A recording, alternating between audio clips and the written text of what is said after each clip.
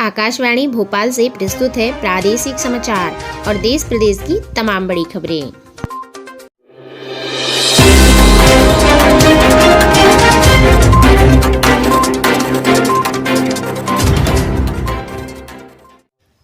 नमस्कार, समाचारों के साथ में रजनी आप सभी का बहुत बहुत स्वागत करती हूँ।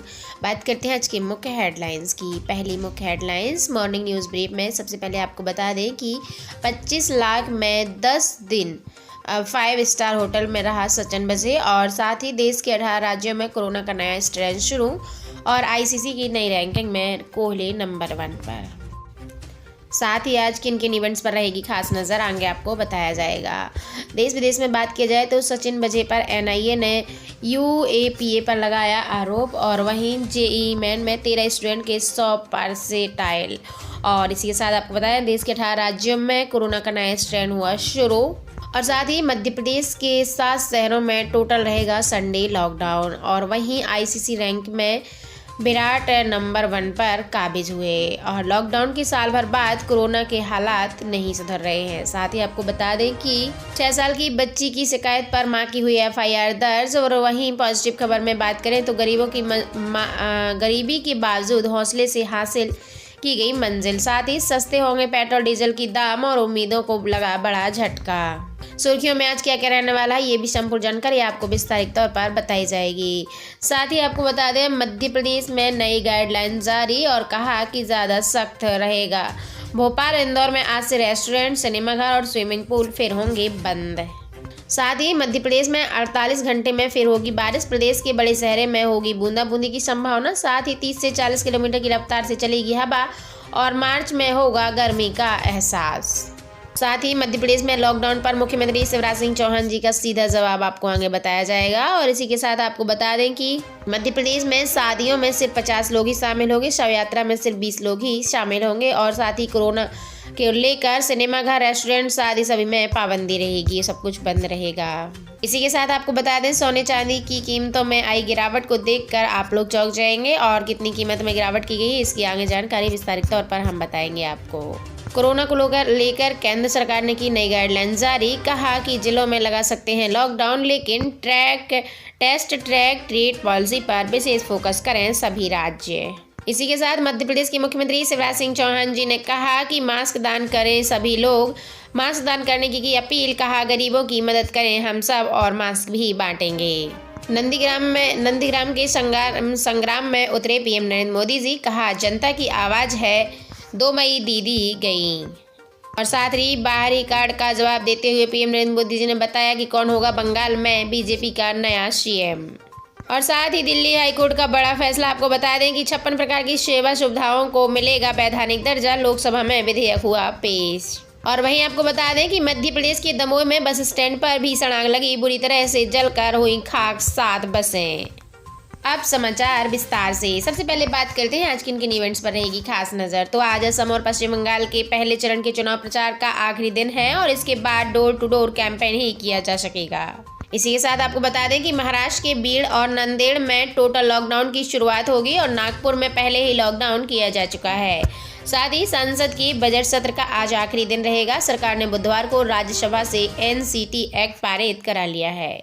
देश विदेश में बात किया जाए तो सचिन बजे पर एनआईए ने यूएपीए पर लगाया आरोप। आप सभी को बता दें इंटीलिया केस में मुंबई पुलिस के सस्पेंड एपीआई सचिन बजे की मुश्किलें बढ़ती ही जा रही हैं। राष्ट्रीय जांच एजेंसी यानी कि एनआईए ने बुधवार को बजे के खिलाफ गैरकानूनी गतिविधियां रोकथाम अधिनियम यानी कि यूएपीए लगा दिया है और यह धारा आतंकी व राष्ट्र विरोधी गतिविधियों के खिलाफ दर्ज की जाती है। इसी के साथ आपको बता दें कि बजे की सोसाइटी से सीसीटीवी फुटेज जब्त कराने वाला पुलिस अधिकारी रियाज काजी भी सरकारी गवाह बन गया है। वहीं एनआईए ने बुधवार को स्पेशल कोर्ट में इसकी पूरी जानकारी दी है। साथ ही आपको बता दें कि 4 बार पूछताछ की कर चुका है एनआईए और ताज़ा जानकारी सामने आई है कि सचिन बजे के लिए मुंबई के एक सोना कारोबारी के कहने पर 25 लाख रुपए में 100 दिन के लिए मुंबई के ट्राइडेंट होटल में कमरा बुक किया गया था और इस कमरे का हर दिन का किराया 10,000 रुपये था।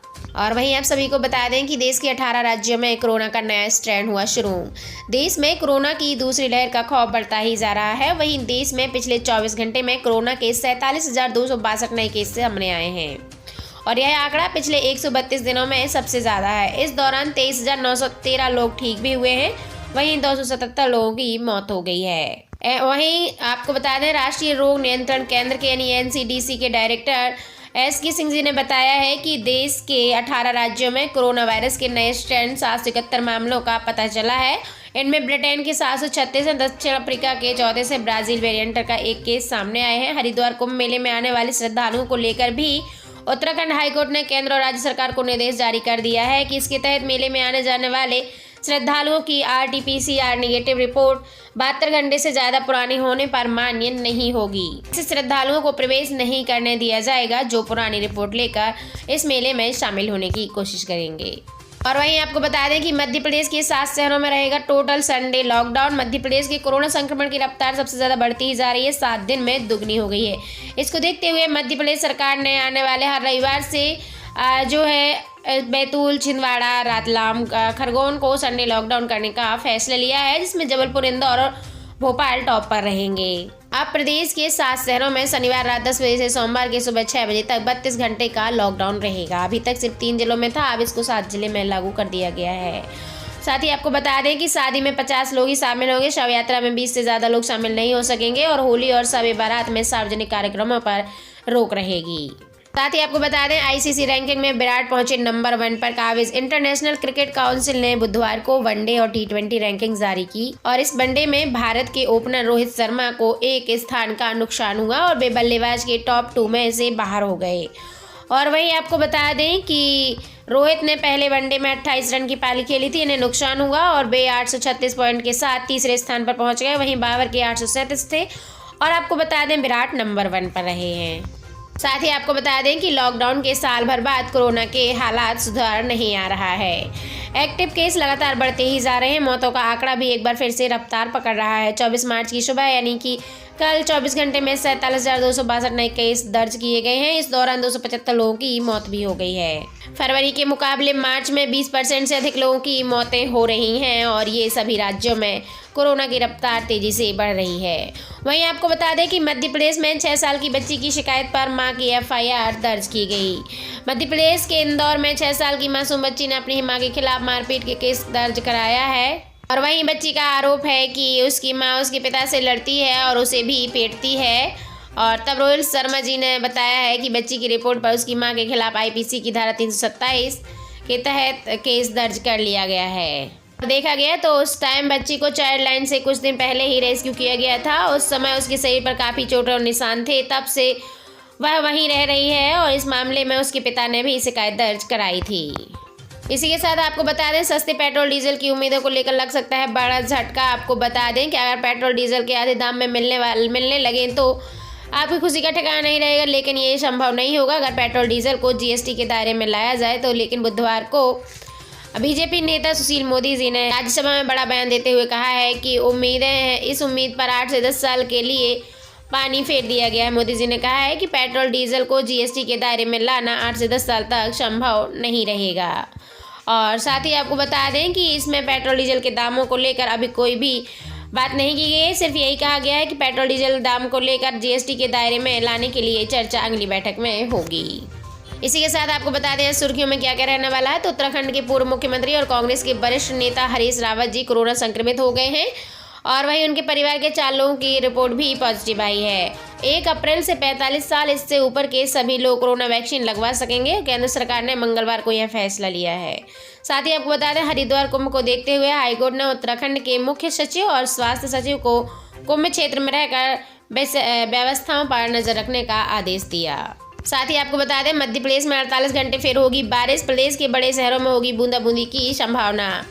आपको बता दें, मौसम वैज्ञानिक SS पांडे ने बताया है कि उत्तर पश्चिम राजस्थान, विदर्भ और छत्तीसगढ़ सहित ऊपर सिस्टम बना हुआ है। इसके चलते बुधवार गुरुवार को शाम को समय गरज चमक के बादल रहेंगे और साथ ही बूंदाबूंदी की भी संभावना रहेगी। इसके चलते भोपाल, रीवा, शहडोल, जबलपुर सहित सभी जिलों में हल्की बूंदाबूंदी हो सकती है। साथ ही कुछ जगहों पर ओले भी गिर सकते हैं। 26 मार्च के बाद से मौसम साफ हो सकता है। साथ ही पांडे जी ने बताया है कि 27 मार्च को पश्चिमी विक्षोभ आ रहा है, लेकिन वह कमजोर है, इसलिए बारिश होने की संभावना कम बताई गई है।